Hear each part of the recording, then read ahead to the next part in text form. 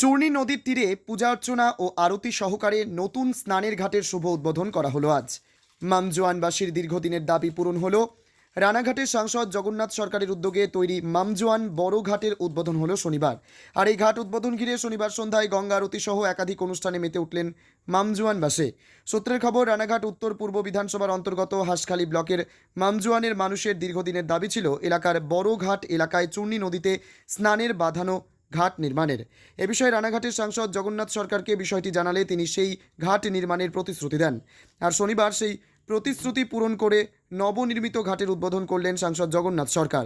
শনিবার এই ঘাট উদ্বোধনের আগে নদীর ঘাটে পুজো ও আরতির আয়োজন করা হয়। পাশাপাশি এই গ্রামে একটি নতুন রাস্তা তৈরি করার আশ্বাস দেন সাংসদ জগন্নাথ সরকার। এখানে মামজোয়ান ঘাট বলে একটি জায়গা এটা, আর সেই ঘাটের যে নদী চূর্ণী নদী, যার জল গঙ্গায় গিয়ে পড়ছে, সেখানে মানুষের স্নানের সুবিধার্থে ঠাকুর বিসর্জন সহ বিভিন্ন কাজের জন্য একটি ঘাট নির্মাণ করে দেওয়া হলো।